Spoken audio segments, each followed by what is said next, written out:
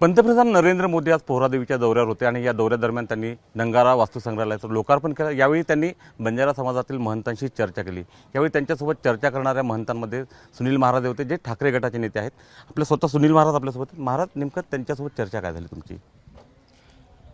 आज देशाचे प्रधानमंत्री माननीय नरेंद्रजी मोदी साहेब या पवित्र भूमी काशी बंजारा समाजाची काशी पोहरादेवी येथे दर्शनाकरिता आले। नगारा इमारत नगारा म्युझियमच्या लोकार्पण सोहळ्याकरिता आले। एक सभा झाली। सभा झाल्यानंतर सर्व महंतांशी माननीय नरेंद्र मोदी साहेबांशी एक चर्चा झाली।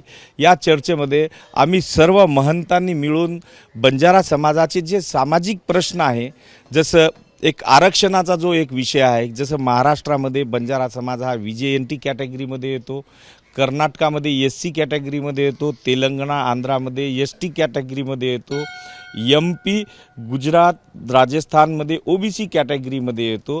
तर माननीय मोदी साहेबांसमोर अशी विनंती केली की आमची बोली भाषा एक आहे, संपूर्ण देशात पेहरावसुद्धा एक आहे।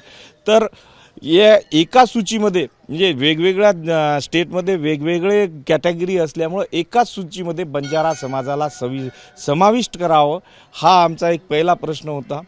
दुसरा प्रश्न होता की बंजारा समाजाची भाषा ही बोली आहे, भाषा नाही।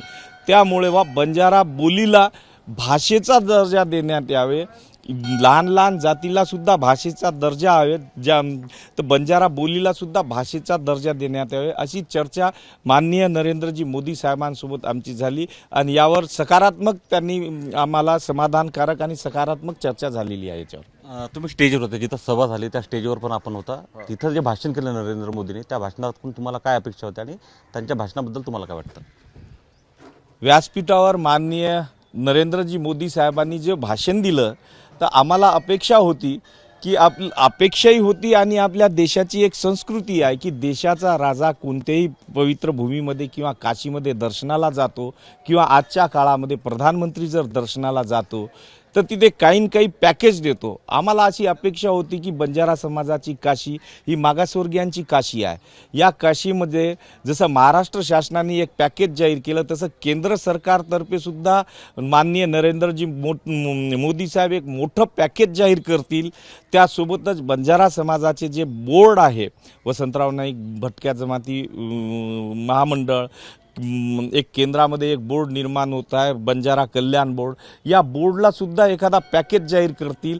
पण तसं काहीच झाल्या नसल्यामुळं आमची अपेक्षा भंगून आमची नाराजी झालेली आहे। एक दुसरा विषय असा आहे की आज त्यांनी त्या व्यासपीठावरून जे आहे ते राजकीय सुद्धा काही भाषण त्यांनी केलेलं आहे। काँग्रेसवर टीका केली आहे, तुमच्या महाविकास आघाडीच्या सरकारवर टीका केलेली आहे। त्याच व्यासपीठावरून तसं बोलणं तुम्हाला अपेक्षित होतं? पहिला विषय असा आहे की देशाचा प्रधानमंत्री, राजा किंवा कोणताही नेता जर आपण पवित्र भूमी कोणत्याही समाजाच्या काशीमध्ये जेव्हा आपण दर्शनाला जातो, तर व्यासपीठावर त्या पवित्र भूमीवर व्यासपीठावर चढण्याच्या पूर्वी आपले राजकीय पादत्राणे त्यांनी बाजूला ठेवायला पाहिजे।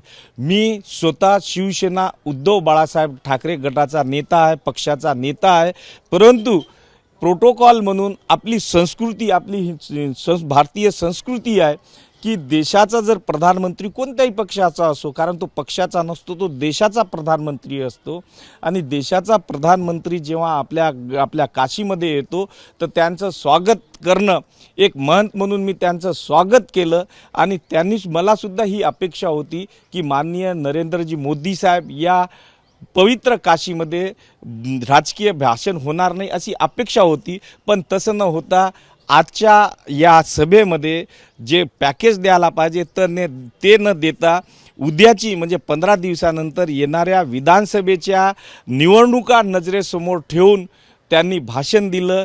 असं सांगायला हरकत नाही की हा एक प्रकारचा इव्हेंट्सच होता। तोच प्रश्न तुमचा, तुम्ही आता इव्हेंट म्हणलं, काल तुमच्याच पक्षाचे जे खासदार आहेत संजय देशमुख यांनी हा संजय राठोड यांचा इव्हेंट असल्याचं म्हटलं होतं, तुमचं काय म्हणणं आहे? निश्चितच जेव्हा एक इथे पॅकेज पोहरादेवीसाठी पॅकेज जाहीर झालं नाही, बंजारा समाजाविषयी जर पॅकेज जाहीर झालं नाही, आणि मी आत्ताच बोललो की आपली संस्कृती आहे, आपल्या देशाची, आपल्या हिंदूची संस्कृती आहे की आपण कोणत्याही पवित्र भूमीमध्ये जाताना आपण राजकीय विषय घेत नाही. महंत आहे, मी महंताच्या पद्धतीनंच मी वागतो, तिथं राजकीय विषय येऊ दिला नाही. मी सुद्धा उद्धव बाळासाहेब ठाकरे शिवसेना या पक्षाचा नेता आहे, परंतु मी कुठेच असं जाणू दिले नाही की मी पक्षाचा आहे, कारण मी पहिले समाजाचा महंत आहे, सेवालाल महाराजांचा वंशज आहे.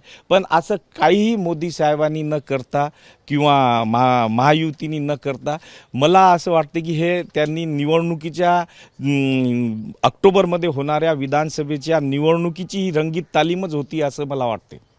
पंतप्रधान नरेंद्र मोदी यांच्या दौऱ्याकडून त्यांना खूप अपेक्षा होत्या, मात्र त्यांनी अपेक्षा भंग केला आणि हा फक्त राजकीय इव्हेंट असल्याची जी टीका आहे ती महंत सुनील महाराजांनी व्यक्त केली आहे. कॅमेरामॅन अमोल देशमुखसह उमेश अलोणे, एबीपी माझा, पोहरादेवी, वाशिम. एबीपी माझा, उघडा डोळे बघा नीट.